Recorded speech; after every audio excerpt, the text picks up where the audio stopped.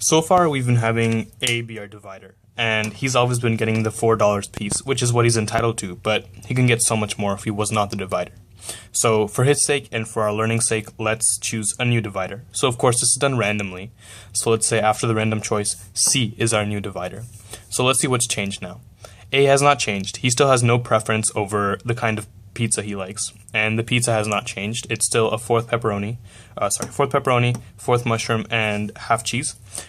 B is now vegetarian, which means that all of his worth of the pizza is in the cheese and the mushroom portions.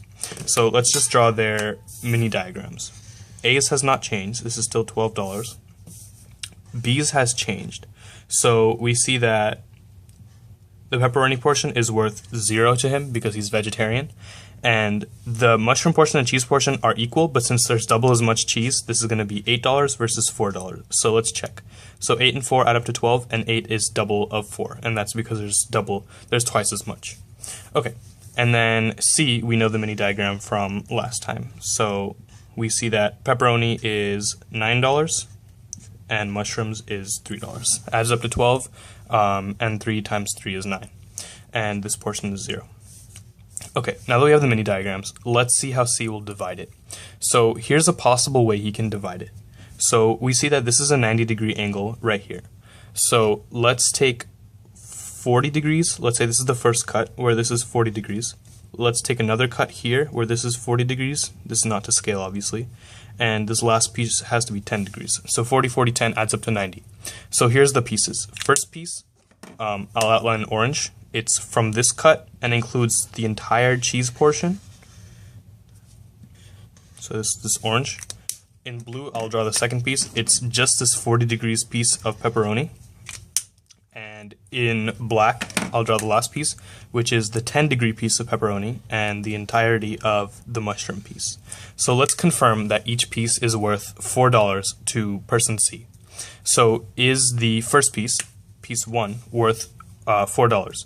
So indeed, he doesn't care about the cheese at all, so he just has this pepperoni. And we established that the pepperoni is $9, and if he's choosing 40 degrees out of 90 degrees, that's 4/9 of $9, which is indeed $4. So to person C, this is $4. Piece 2 is just the 40 degrees pepperoni slice, and by the same argument, that's also $4. And piece 3 is 10 degrees of this, which is $1. And how much is the mushroom worth? We said it was 3. So 1 and 3 add up to 4. So confirmed that he has divided it correctly, 4, 4, 4. So he's guaranteed a fair share, no matter what happens afterwards. Okay, so let's see how much is worth to the other people. So A, since he has no preference, his worth is going to be based entirely on the degree measures of all of these. So it can be a little bit tedious to compute, so I've computed it for us. And it'll be $733, it'll be $133, and $333. So since I use dollars, this 33 adds up to 99 cents, but really it should add up to $1. So you can call one of these, for example, 334 if you want. But the point is that it's $3 and 1/3 of a dollar. And you can compute these numbers for yourself if you'd like using the degree measures. And for the vegetarian person, let's see what he likes, what he values his pieces at. So the first piece is all of the cheese portion and some pepperoni, but he doesn't care about the pepperoni at all, so it's just the cheese that's taken into account, and the cheese is worth $8.